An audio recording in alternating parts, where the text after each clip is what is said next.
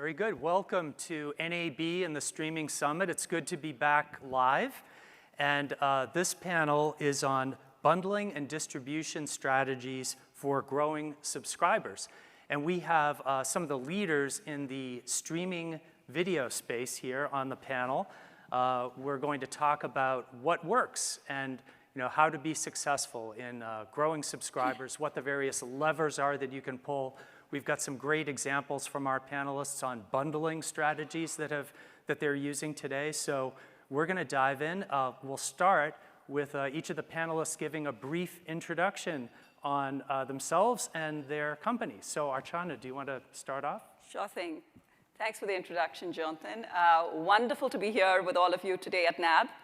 I represent a company called Z5. We're unique in that we're a South Asian streaming platform. We boast to be the world's largest platform for South Asian content on the back of having something like 200,000 hours across Indian, Pakistani, and Bangladeshi content. We drop close to 100 hours every day. We go across 18 languages, and we're available in 197 countries. I head the global business for Z5. I launched it in India in 2018, subsequently moved to the global side of the business, and have taken it across 197 countries. Our proudest boast is that we have shot to #1 in the last 9 months of launching here in the US, and that's hopefully a story that I'll be able to tell you guys about in the course of the conversation. Some of my own missteps and things that worked. Pretty unique because it is the story of the South Asian population, which is just 2 to 3% in the larger context of the US population. So how you actually get to that audience and find them and cater to them has been a pretty interesting story for us, and one that I'm absolutely looking forward to elaborating in the session ahead.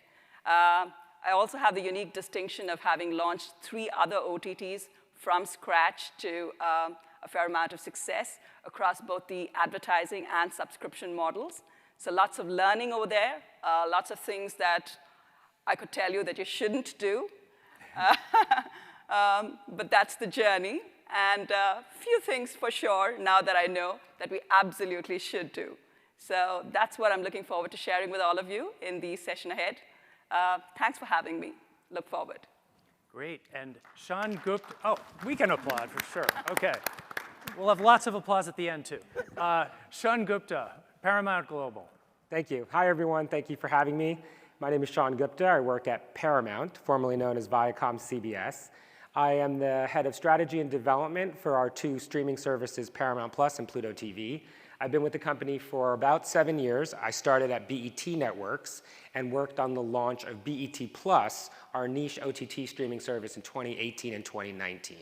And while it feels like it was only a couple years ago, in 2018, we put the business plan together, received board of director approvals for an investment, did a very innovative deal with Tyler Perry, and launched, which is what is now the largest African-American focused streaming service. We could talk about BET Plus a little bit later, but as everybody knows, Paramount Plus is formerly known as CBS All Access.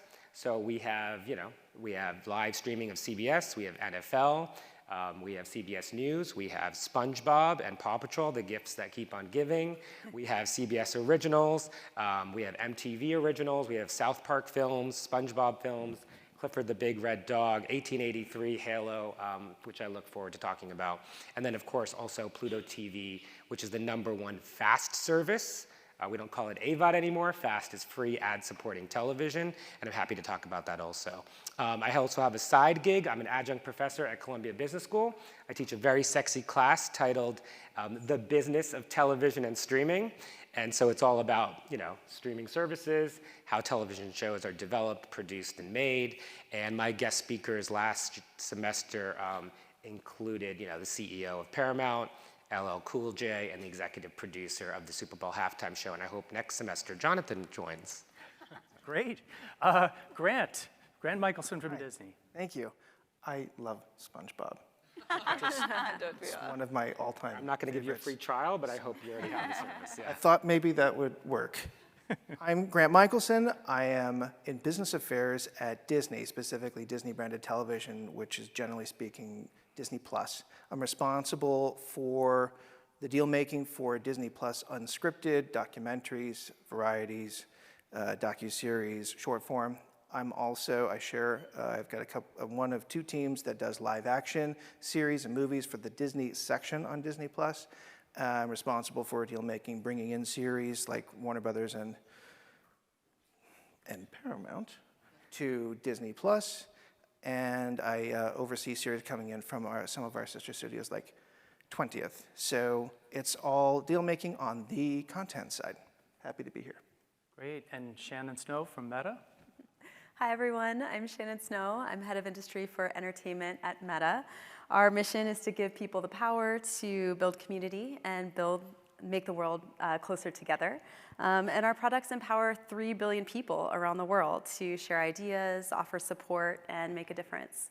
We believe the metaverse is the next version of the internet and is going to help make social connection come to life. And so we changed our name to better reflect this future that we are committed to building.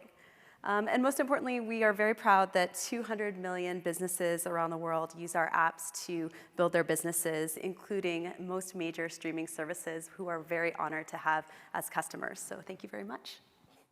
Great. And I'm a partner with Altman Solon. We are a strategy consulting firm with more than 500 people and 13 offices around the world. We focus completely on technology, media, and telecom. And some of the work I've been doing lately is working with streaming services on their content pricing and bundling strategy. So let's kick off with, you've described the services that you oversee, responsible for. What are the specific value propositions or segments that your various services address? Shall I? Sure, kick it off. So, clearly, by virtue of being a platform that caters to the South Asian audience, what I'm doing is catering to largely the Indian, Pakistani, and Bangladeshi audiences, but it also goes across pretty much, Nepali, Afghani, and all of that. Anybody who knows India would know that there's a lot of languages involved in a country like India. So we go across today about 18 languages. And we also go across specific content. We're the only ones who have content that comes out of Pakistan and Bangladesh on our platform. So that makes it pretty unique. What do we specifically delve in? Definitely movies. And of course, Bollywood blockbusters very often come directly to the digital platform well before they even get into theater. So that's pretty unique. But beyond that, we have original shows. We're very prolific in the creation of originals. We've been creating close to 95 to 100 originals every year coming in onto our platform. So that's another big boast for us. And then there is television. So Zee, the mother company that we are a part of, is a very large media conglomerate in India and is really strong as a brand. So their television shows are something that you will find on our platform. It's very special to the South Asian audiences. It spans adventure to sports to typical dramas, soaps, and we have a great audience in that. Beyond that, we have live news, and we go across theatricals and dramas and so on and so forth. So there's a huge range in terms of our genres, in terms of our languages, and in terms of the areas that we actually play in, which makes us a pretty wholesome offering for anybody sort of wanting to cross into the space. Might also add that we're available subtitled in English. So in a new world where people are discovering, fabulous new content, and you needn't understand Spanish to love Money Heist or, Fodder, that's possibly what Netflix has done. Created great love for great content, as long as the storylines are strong and the production values are great, regardless of which part of the world it comes from. And I think there's a new fascination for understanding new cultures.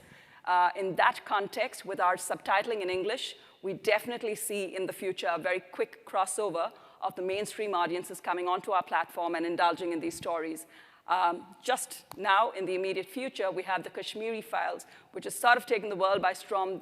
There's a lot of interest in it. It is about the disenfranchised Kashmiri Pandit audience sitting out of Kashmir, and their story has never been told like it has been in this story. And I think we find that already there's groups across the globe that are relating to that story, whether it is Jews or Afghans or other disenfranchised groups. So that kind of thing allows a crossover into mainstream. And yeah, you find all of that and much more on our streaming platform, so we're excited. So it's a really comprehensive set of genres, including live, Yeah. mainly targeting South Asians, Yeah. but with subtitling, you can pick up other audiences along the way Yes. also. Yeah. Sean and Grant, you've got more mainstream, broad appeal streaming services, but how do you think about what content to offer? And I think you also have some niche services that you offer as part of your portfolio. So could you talk about that? Yeah, I'll go first.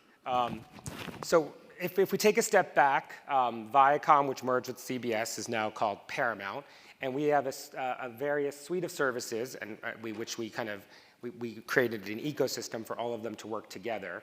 So of course we have the niche services like Noggin, focused on preschoolers. We have BET Plus, which I talked about earlier, and then of course we have the famous Showtime OTT. And so those are really our niche premium services. And then now we have Paramount Plus, which used to be known as CBS All Access, and we also have Pluto TV. And so Paramount Plus, which was relaunched, if you remember, last March, and we had a lot of Super Bowl commercials January of 2021 where everybody was climbing this mountain. And that was really the big rebrand for our service. And we are really meant to be a general market service focused on the entire household. So we want to have news and sports and reality and scripted and especially kids. If they're number one in kids, then we're number two in kids, and we really think that that's a very strong value proposition to be able to service the entire household.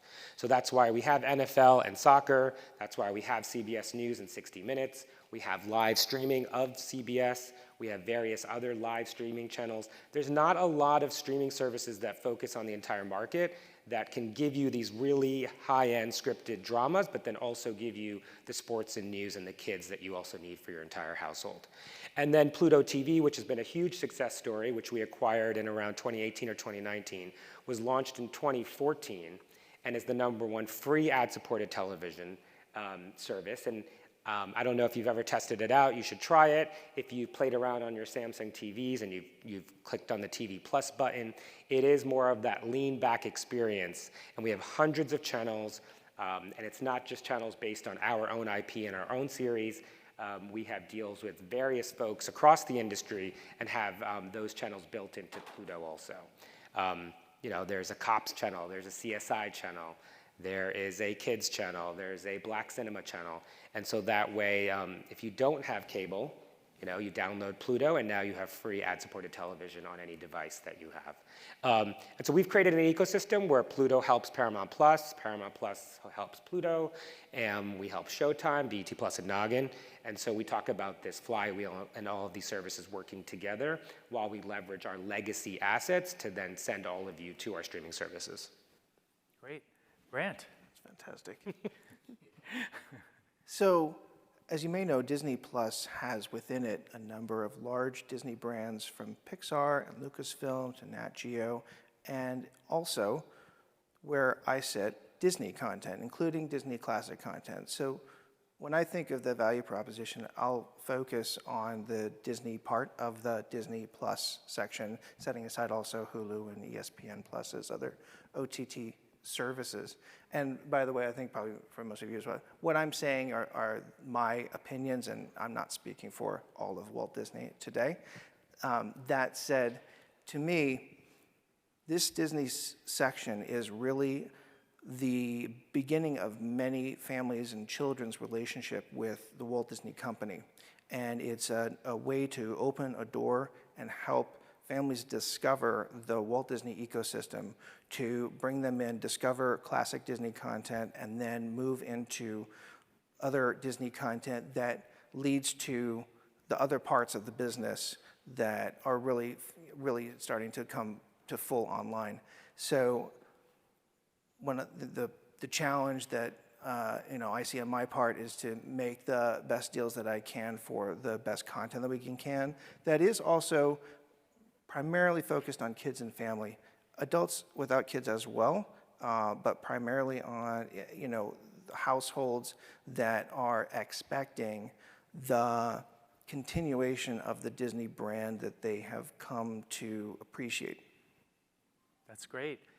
Let's shift to marketing and awareness building.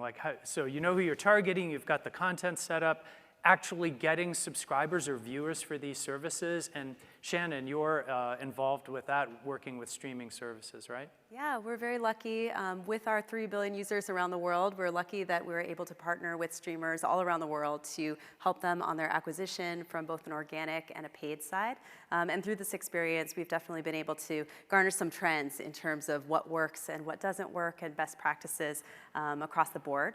What we do see is that social networks and social activity has been very key to content discovery. 54% of people say that when they decide on what is the next show that they're going to watch, they reference their friends and family, social posts and profiles. So we know that making sure that we have that social connection in the process of discovery is very critical as streamers look to make their marketing strategies. That's great, and it's a great point that when we do surveys on how do you decide what to watch, word of mouth is always at or near the very top, and word of mouth doesn't necessarily mean you were talking to somebody live, right? So that's great. How about for all of you who are attracting subscribers, viewers? What have you seen that's worked for you? And in terms of marketing channels, or we'd love some examples of specific campaigns or partnerships that you've seen that have worked out. So first I was going to say, of course, Facebook and Instagram are very important partners of all of ours. And so I think at both of our large companies, we think about the entire marketing funnel from the top down. So while Shannon is focused on the bottom part and conversion, our companies are very big and bold in everything from outdoor advertising, allocating internal, linear GRPs to send people to our various services. So we're investing across the board in out-of-home, linear spots, Super Bowl commercials, and SEO and Facebook and Instagram. And so, yes, word of mouth works. And I think your question was, what have we found that effectively has worked in the past? Maybe you go first, Grant. Having a huge hit show. That is probably the #1 best way to go, whether it's Star Trek or whether it is The Mandalorian or one of the Marvel series. And also, to another degree, things like High School Musical and its further evolution into what they call the musical, the series, and the other seasons.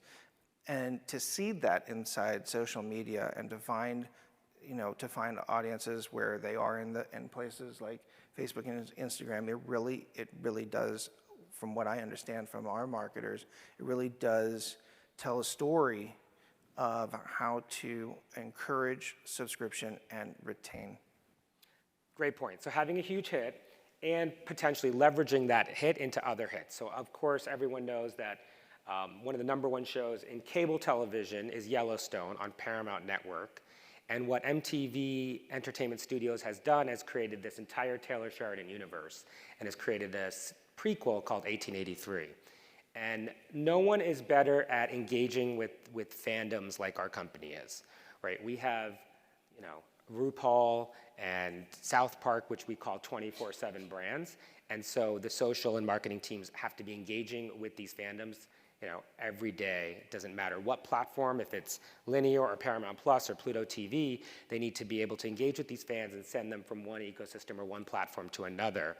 And so, yes, having one big show, Kevin Costner, Yellowstone, and then creating a prequel that goes back to 1893 and sending those fans to Paramount Plus has worked, and really just focused on targeting those fandoms and making sure they're highly engaged and giving them, something else they're really hungry for.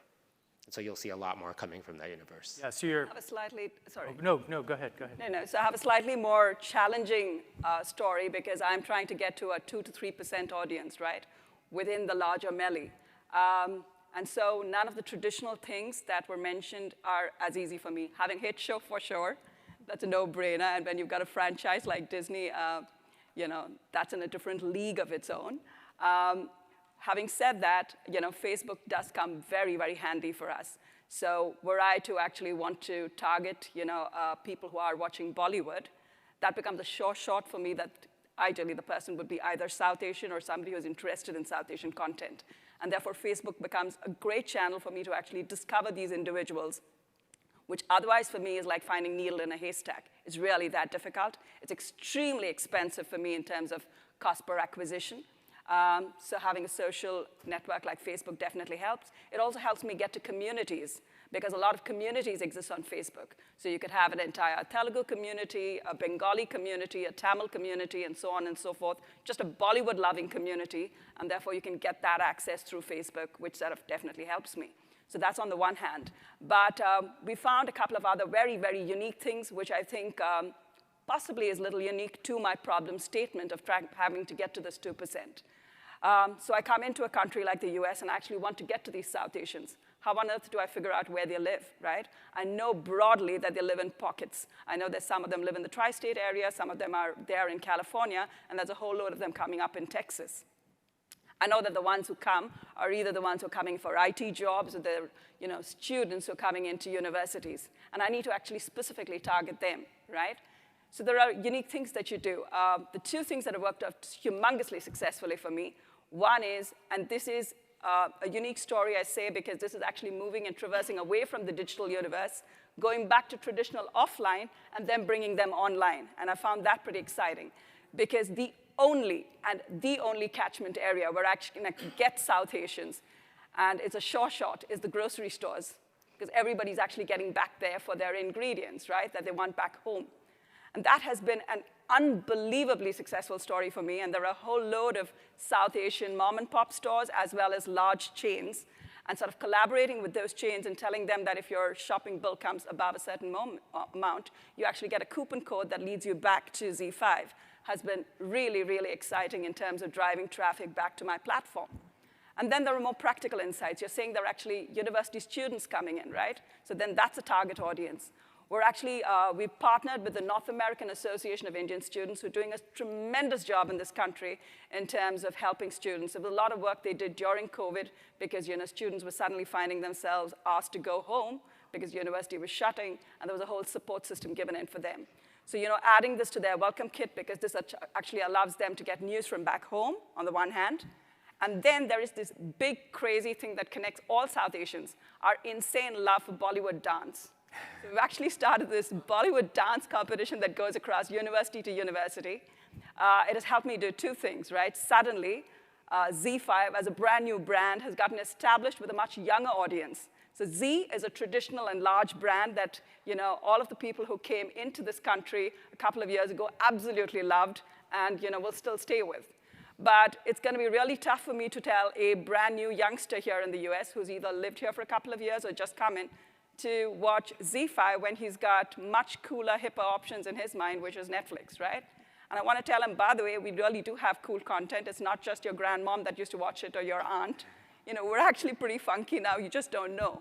So doing these Bollywood dance competitions has been a fantastic way for us to go from university to university, and we've covered a humongous number of schools with just a Bollywood dance competition that goes across, and that has helped to give them a really special student discount that's helped them get their news from back home, and we've had a humongous amount of them jump onto the bandwagon. So I say it's a unique story because I don't get to do any of the cool things that my colleagues do because they're dealing with the mainstream. But we've had to think out of the box. We've had to figure out how to get it. And the unique thing is there is a lot of synergy you can do offline to actually get your people online. And that has helped me bring down my cost of acquisition, which otherwise, because I'm looking for a needle in a haystack, has been incredibly expensive. So, yeah. Winner for best distribution strategy goes to her grocery store idea. Never discount Bollywood dance. I feel like that is a winner every time. It cuts across, right? Given we're in the middle of this war, this streaming war, to have innovative strategies like that is the only way to break through. And I really need to tell people who Yeah, it's don't amazing. know us Yeah. that, honestly, when we romance back home, we do not sing loudly and run around trees. That's not our style.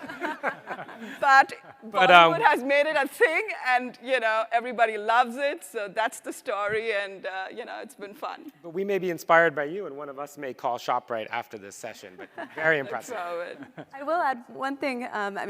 One can't follow Bollywood dance. I love every minute of it. But I think in the data, we see like when you have a hit show, people subscribe. When you have a compelling offer, people subscribe. One thing that I think doesn't pop as much in the data that actually really impacts how people think about not only subscribing but retaining in a service is the breadth of content. Being able to see, hey, I can see all Bengali content here, Yes. right? Yes. What we found is that it's very hard to expose all of that content because typically the campaigns are about, hey, the new show, or hey, the offer. And this really inspired us from a product development side on the Meta standpoint. We found that we wanted to make it simpler to expose your entire catalog because this was something that people found very hard to do in their marketing. So we launched a product called Dynamic Ads for Streaming. It uses AI to automatically show the right ad to the right user, help expose the show that we think will be most interesting to them. And we found that's been a very efficient way to kind of get this other piece that's very important to us. Am I going to be able to watch more content and to add and complement to some of the strategies, including Bollywood dance, that are obviously successful. True. Great. Well, and there are hundreds of niche SVOD services out there, right? There are a handful of the big ones, but if you're a niche SVOD service, you have to do that type of marketing because your audience is limited. So finding who your target audience is, finding how to reach them, an efficient way to reach them. So let's talk about bundling. That has been very popular in getting streaming services to critical mass with number of subscribers. The bundles have been with wireless carriers. They've been with internal products. The Disney bundle is a prime example. What have been your experiences around bundling? And I'm looking at Grant because even the other day I saw a National Geographic print bundle with Disney Plus. So how do you think about bundles? What are some of the examples that you've used? So the largest one is the Disney Plus, Hulu, ESPN Plus bundle, and I think that's probably going to be here to stay. We'll see more things like it. However, there's also the National Geographic print magazine bundle, which was very recent. It's only maybe 2 weeks old, I think. So, trying to meet the consumer where that consumer's passion lies is what we're aiming to achieve, and trying to make it as easy as possible for people to come in and to stay. For all of the streamers, to me, when I look at it, I see a real challenge in maintaining a differentiation and a distinct offering as compared with everyone else that provides something that everybody knows that they're going to get, and yet also provides that element of discovery and surprise to keep people coming back. So there will probably be other flavors, I'm guessing, but I don't know, as to Disney bundles, depending on what hits and what doesn't, and potentially promotions and cross promotions to come. Well, you've got the Verizon bundle, right, as well. That it seems like, and you have Sean the Yep. bundle. Yeah. Right? So what are some of the bundles outside of your own and operated properties that you've seen working as well? Yeah, so I'll talk about two, because I talked about our ecosystem of services. So last year we announced the Paramount Plus Showtime bundle, right? So it works both ways. We want Paramount Plus subscribers to pick up Showtime, and we want Showtime subscribers who are fans of Dexter and Billions and Yellow Jackets and First Ladies to pick up Paramount Plus. And so what's even more fascinating is that we've announced a version 2 of that bundle coming this summer, and we announced it at our Investor Day about a month ago. And in version 2, Showtime will actually be built into Paramount Plus. So it will really create a seamless experience for you as a Paramount Plus subscriber to add on Showtime at extra cost, at a bundle discount cost, but it's actually will be very seamless. You won't have to go out of the app. We don't call it apps anymore, service. You won't have to go out of our service and into Showtime's service. It'll all be built in. And so that's been working, but we expect a lot more juice to come from that once we've integrated the two services, as I described.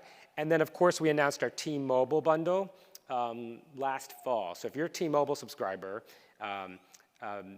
Paramount Plus on us, so it's on T-Mobile for 1 year. And that's just been, these telco partners are great, great partners, right? They include you into their marketing. From an integrated billing perspective, it's very simple. It gets added on to your cellular bill. We cut the deals in advance, and it's a great way to create some value for a T-Mobile or AT&T or Verizon subscriber, but also it creates substantial growth opportunities for us. Of course, we have partnerships. We all have partnerships with iOS and Android and Roku and Amazon channels, and the OEMs and Samsung, et cetera. But it's these telco and the cable bundles, which I think will be more interesting in the next year or two. And I'm working on a grocery store one as of 5 minutes ago. Yeah. No, so I have a slightly different take on the telco bundles, and that's just a function of the journey, right? So because I handle a global business, we handle markets that are, very, very diverse. So on the one hand, I could have SAARC markets, which are kind of emerging markets in pre-Indian behavior. And then there are, sophisticated markets, which are really, really sophisticated in terms of their, digital sophistry, their payment ecosystem, and so on and so forth, credit card penetration. I really look to do the telco partnership, so to speak, in the countries that don't have sophisticated payment ecosystems and are, still struggling with the whole digitization bit. Telcos then becomes a really effective strategy for me to get into the market, because in the emerging markets, for sure, it is your most favored means of payment, the telco billing mode. So we really go to them for the billing perspective, because that becomes really handy, credit card penetration being as low as it is in those markets. In the most sophisticated markets, I need that less. I also come from the specific place of being a large media conglomerate that's decided to have a streaming platform. So I'm doing that for two specific reasons, right? I want to own the consumer directly, and I want to communicate with the consumer directly. What I struggle with when I actually do the telco route, at least in some of the most sophisticated markets, is that I lose that leverage. Suddenly, they're asking me to sit within their IPTV, which becomes kind of like a content syndication game, and I don't want to do that, because then they're collecting the data. And my entire rationale for going digital in the first place was so that I own the consumer and I can communicate with them. Not to mention the very hefty share of revenue that I need to sort of give out to the telco. So it's been a mixed strategy for me. I do like doing that partnership in the early days because I really can't reach out and they own the consumer. Absolutely right on the fabulous marketing channels we get via them.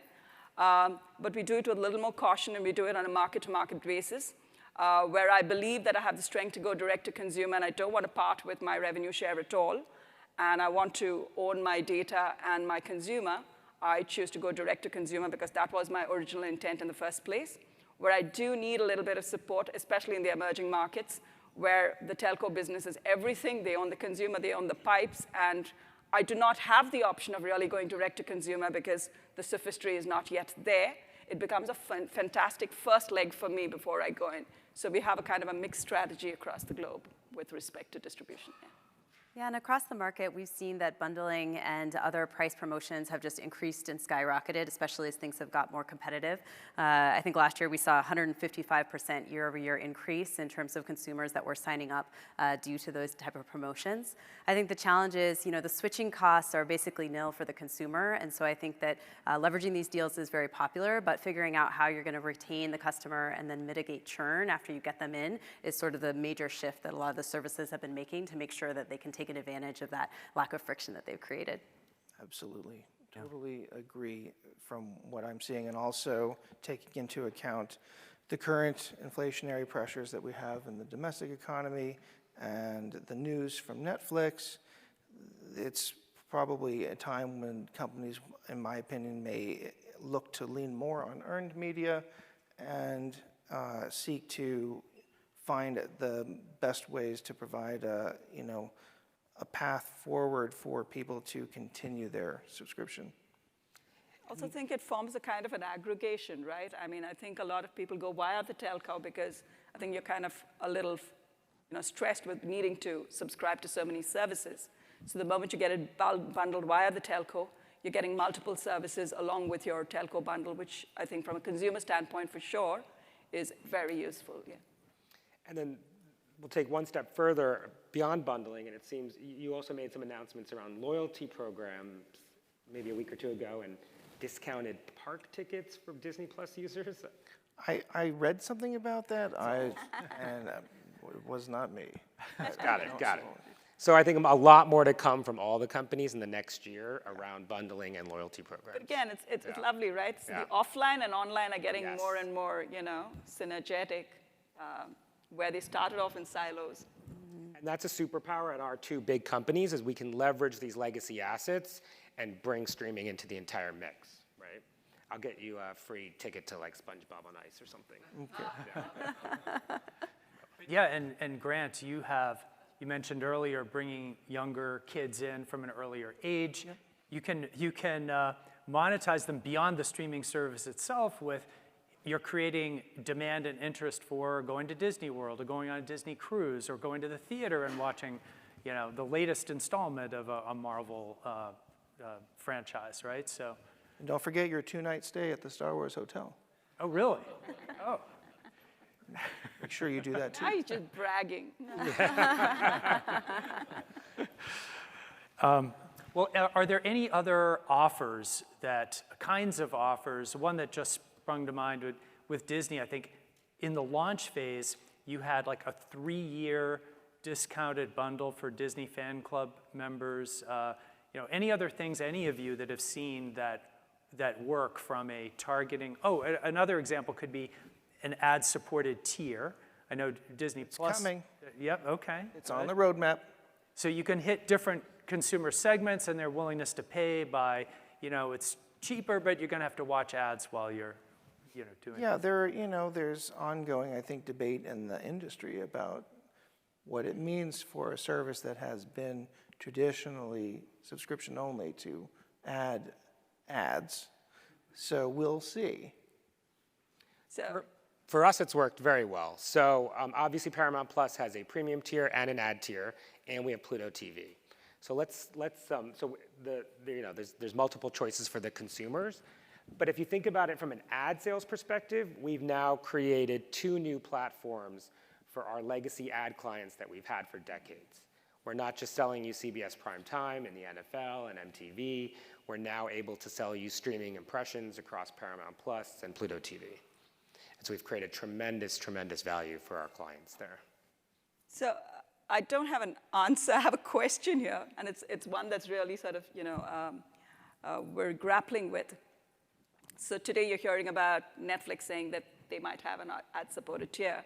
And it makes a lot of sense from the place in their business that they are. The question I have, and I think most younger businesses will grapple with, is at what point do you bring in this additional tier? Without cannibalizing what would be a hardcore person who would have paid full and jumped in, right? And are you somehow diluting that person to a lower tier rather than really wooing a new person in? And that's a really tough question because there is no answer to that. And I would imagine that there are people who are absolutely committed users who will pay full no matter what, they're not looking.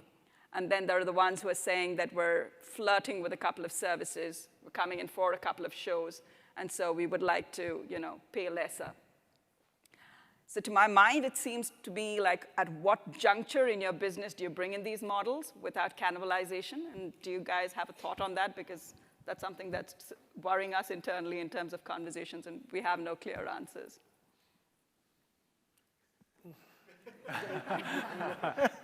I think we've actually seen less cannibalization than expected. Right. For these new bundles and these new partnerships. So when you hear of a new, I'm making this up, but a new opportunity for 1 year free we've seen less cannibalization than we expected. It is actually something new that's being offered. I think our penetration is obviously lower than the number 1, number 2, and number 3 players. So there's, we have a lot of headroom and a lot of opportunity there. So I was actually watching a thread on Facebook immediately after Netflix made the announcement. And it really worried me of the number of committed Netflix subscribers who were saying, we're waiting for the ad-supported model to jump onto it. So I was thinking, man, Netflix is going to lose a whole lot of people who are committing to pay to now an ad-supported model. Are they going to get the end outcome they wanted? Are they going to lose a lot of their hardcore guys to a lesser price point? Could be the That's people who are sharing their passwords. You never know. But you add it to the ARPU, right? Yeah. And so there's room there. So you might lower them and you may bring them down a tier, but then, I mean, it'll all be caught in the ARPU. So That's a fair I assessment. don't know how Netflix will grow or build a ad sales division, but we'll see. No, I mean, I'm just using them as a surrogate Yes, to great point. understand a problem statement, I think, that plagues most of us who are wondering. But I guess there are no clear-cut answers, and time will tell in that sense. But And yeah. I think it's so indicative of just where the industry is. We were so focused on acquisition, just getting people through the door, growing the numbers, and Netflix was so much earlier to the game in the sense of they were so established before so many others came in. And so now we're seeing this huge turn in terms of, okay, we have these subscribers, what are different ways we can engage them, whether it's keeping people at a premium tier or offering different options. So I think that the question you ask is very indicative in terms of the entire industry and where it's shifting. Very true. And it's just a point in time where the consumer doesn't find it viable anymore to have, pay for 10 at a point. So then how are they going to go about it? And therefore, the way we look at our business and how we offer a solution for the consumer becomes terribly relevant, right? In that sense. Yeah, it's a problem. Let's shift to product features or service features. And Grant, you mentioned earlier the importance of programming. We've talked about bundling and offers and everything, but what about the actual service itself from a user experience perspective, search and discovery? Have you seen examples that move the needle there for your services? Specifically, I can't point to anything in particular. I think the Disney app from the get-go launched very successfully with an excellent user experience with which I had absolutely nothing to do with. And there's a lot of, I think, company pride around how clean it is and how user-friendly it is. However, there's still, I think, always greater opportunity to provide a way for people to get deeper and additional information and additional related information to move from one program to the next. There is, and I suspect this may be true on other services as well, there's a lot of content that is not being seen. That is, I think, surprising internally to like, why isn't this being viewed at the level that was expected? And, go ahead, Archie. And I completely agree. We've done a little bit of research on this, and it's largely India-centric, so it may not be true for a more first world audience, but the sense that we have is you don't want bells and whistles. You just want to press play and have like a clean, decent experience. And the only other thing that's really important for them is a great RE, a great recommendation engine that sort of understands you, caters to your content, but also has this happy happenstance way of throwing in things that you wouldn't have otherwise discovered. So definitely a great recommendation engine is something that pulls people to services in terms of a product XX. But otherwise, at least for us, we know that give them a very simple experience, clean, simple, is key to what they like. So things like number of simultaneous streams. Sometimes some competitors use that to differentiate and say, you can have 2 with this version of the product, 3 with this version, or another one is being able to download to your iPad or whatever device so that you don't need connectivity when you want to watch something. Are those, any experience with any of those that you think? Very important, but they've become fairly the norm right now. So I don't think there's a streaming service that does not allow you to download in that sense or offers you multiple. So I think now the consumer is, wanting the more discerning stuff in terms of the content personalization. He wants that segment of one, right? That's catering specifically to his needs and has sort of figured out, is my learning, but. No, so my research has shown that a lot of those seem secondary to consumers. It is becoming something that's now expected, but without hit content or without valuable IP and franchises, everything else fails, right? But we have, I'm not speaking on behalf of the engineers or product folks, but we have hundreds or maybe over 1,000 folks that focus on this. We're constantly evolving your UX and UI. And so, since we've relaunched, we have really created a cinematic experience within our service. So when you're watching our really expensive shows, like Halo or 1883 or The Offer, which comes out next week, we want you to have an incredible experience. 4K? Everyone doing 4K? Where does that fit in things here? Yeah? For newer series, yes. Yes. Gamification and then maybe a bit of metaverse of merging with it all. Hottest all topic. seems to be. Yeah. And, obviously, outside of the platform experience, I think what we're seeing is that, many services want to kind of give more interactive elements, start to experiment with things that may be difficult to build into the UI at first. So on our platform, from a Meta standpoint, we're trying to give ways to kind of build that more interactive, engaging experience and give streamers a way to experiment off-platform.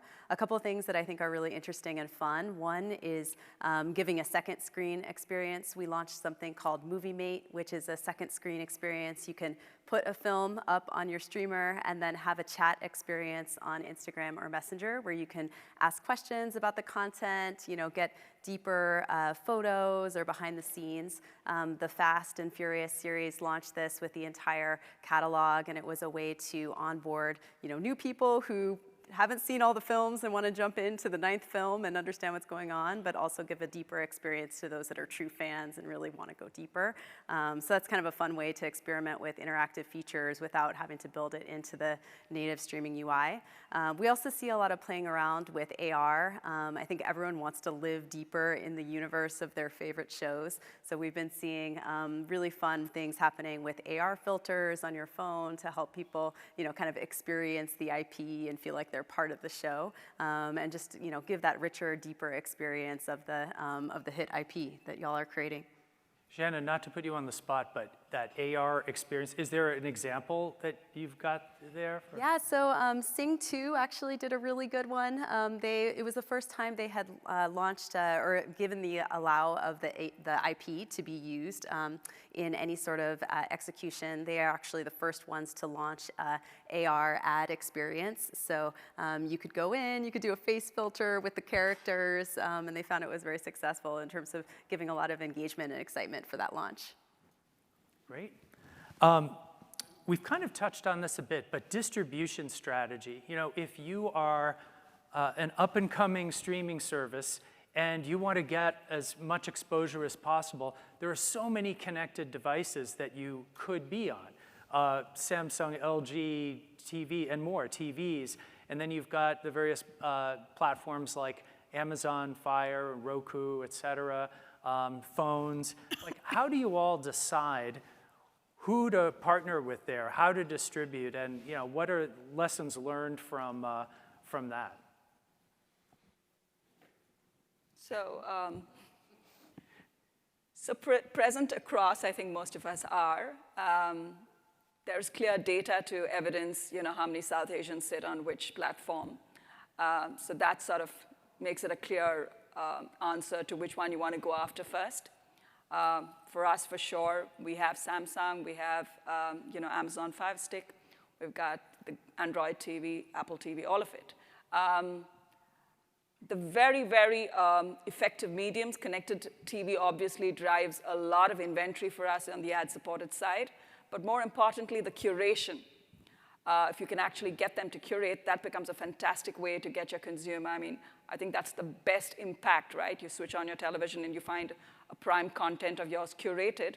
That's an easy way for somebody sort of to enter the portal. So we do sort of go across it, and it is a very effective model.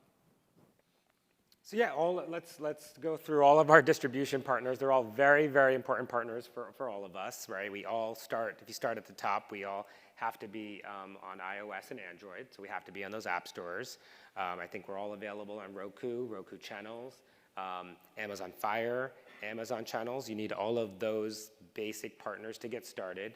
We have then, obviously worked with Samsung and the OEMs, and we want to be built into all of your TV sets. And then we're all working with the various different telco distribution partners, and we're trying to get more and more creative around where else or who else we can work with to get our service available to consumers. But there's pros and cons of all of them. There's different deal structures, but for a service to be ubiquitous, you need to be available everywhere. Right? And for a lot of the smaller services, they're not necessarily available on all of these different devices, which makes it a little difficult for them to see the growth that we're seeing. If you're growing your audience, you want to know where they are as best you possibly can, and identify the places that have the highest concentration of where they are to go, and zero in on them to establish your foundational base. In my opinion, as for Disney, just like Paramount, Disney needs to be everywhere on every device and is utilizing its resources to make its best distribution deals there. I'm on the content side, so I'm not seeing those deals anymore. I used to be at ABC, and it's a challenging environment where there is competition and there is leverage at the distribution platforms. So you got to go in prepared. So these are things like the share, I'm not going to ask you to give any numbers, but share of the ad revenue or share of the ad inventory, or Archana, you mentioned the curating. It's kind of like having an end cap with a distributor almost, yes. Right? And making your app as visible as possible. That's part of a negotiation. It's pretty much the conversation you have prior to closing out the agreement, right? Even with OEM partners, because somebody mentioned, I think we've all learned the hard way. So initially when we used to talk to OEM guys, it's really simple. So it was on the phone in the first instance, right? So they charge you per SKU, right? So the number of units. And then you learn the hard way, it doesn't matter. You pay for a humongous amount of units, but there's no guarantee to how many will actually go from the warehouse to the shop and actually into the hands of a consumer. So you've paid for inventory that's actually sitting in a warehouse, and you had no way of knowing. So that was the early days. So now you're very clear that you will pay only if it's actually in the hands of a consumer. Then you're talking about actual visibility. So do you want it right up there in the first screen or in subsequent screens? Because they'll say yes, but if you're not right there on the first screen, it's still lost. So I think all of us have learned with a lot of missteps on what works and doesn't. I think today we're a little smarter in understanding how we actually get to the negotiation table and close out what we close out. But you're right, it's all a conversation. There are no predefined formulas. It's always about leverage.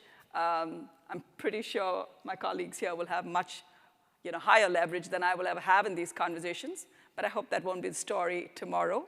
I'm ensuring I get there to a place where I have as much leverage. But that's it. It's about leverage. Yeah. And from a technical point of view, how much do you do versus how much does the platform do in terms of getting an app that runs on the service and can serve ads if you have them? Like, what has been your experience there, Archana? So it's pretty much both parties. If you're dealing with a party that has far greater experience in the space, they've already possibly catered to it within their technology. Sometimes it's actually a specific build that you're doing with them. So both things work, and it just depends on who the person on the other side is and how much they've already been in the space. So it's very... Yeah, and so to answer your question more directly, yes, it's all a conversation. And these are really very important relationships that we all have with the distributors, and the distributors are then interfacing with all of the consumers. And so there's wholesale pricing, there's rev shares, there's inventory share, there's marketing commitments. All of us spend a lot of money on their platforms then to advertise, our new series and our services within their ecosystems. And if something's working, they may be able to put some juice behind it. They may be able to target it to the right folks. So it's a constant conversation. And we're meeting monthly with all of these distribution partners to make sure they understand our premieres that are coming up, our content priorities, where they actually may see the biggest, they're trying to grow the subscriber counts also, right? There's something in it for all of them. And so they're really vested in our success, and we can't survive without them, right? We prefer all of you and all of the consumers to come directly to us, is what we call, our O&O, and come and sign up directly through us, so all of that revenue is captured, at 100%. But that's not always possible. But And say through you, that would be like going to your website, signing up there, as opposed to signing up, well, not as opposed to, but that's one way of signing up. Another way is to go on to like Roku channels or something like that. absolutely, yeah. But Sean makes a very interesting point in what he said, right? There is a shift in the conversation. I think back in the day when a household is sitting home and deciding, which device they want to buy, it's just about the device, or it's about a technology-driven game about the sophistry and all of it. Suddenly, there's a new content angle coming into it, right? And so by virtue of device A or B, if you happen to get your favorite content, that suddenly is also a contention in the story. And that's an interesting shift, I think. Right, absolutely. Great, so looking ahead, we've got a couple of minutes left. Where do you see the future going? Where are the opportunities for streaming services to improve across all these various levers we've been talking about, either in general or specific service examples that you have? How do you see the industry evolving? Shannon. So I guess a couple things in terms of the future. I mean, one, we can't think about the future without thinking about the next generation.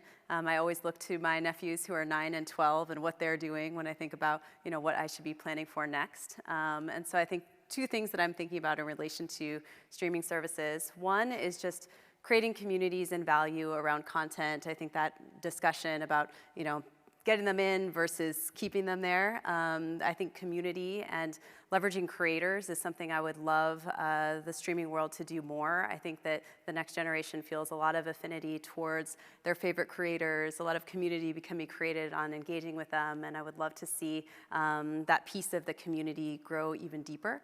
And then the second thing is just the move towards more immersive entertainment. Obviously, my company has made a big bet on moving into the metaverse, and I think that it's going to take 10 to 15 years to really realize this vision of, kind of that type of immersive entertainment.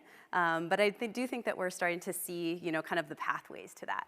And so for anyone who's interested in learning more, I would recommend, if you haven't been in VR or you haven't been in it in a little while, I would definitely recommend checking out the Meta Quest 2. There's a lot of free entertainment experiences in there in VR. You can watch an NBA game or go to a comedy show, and I think you can start to give some ideas in terms of how we get even more immersive with content in the future.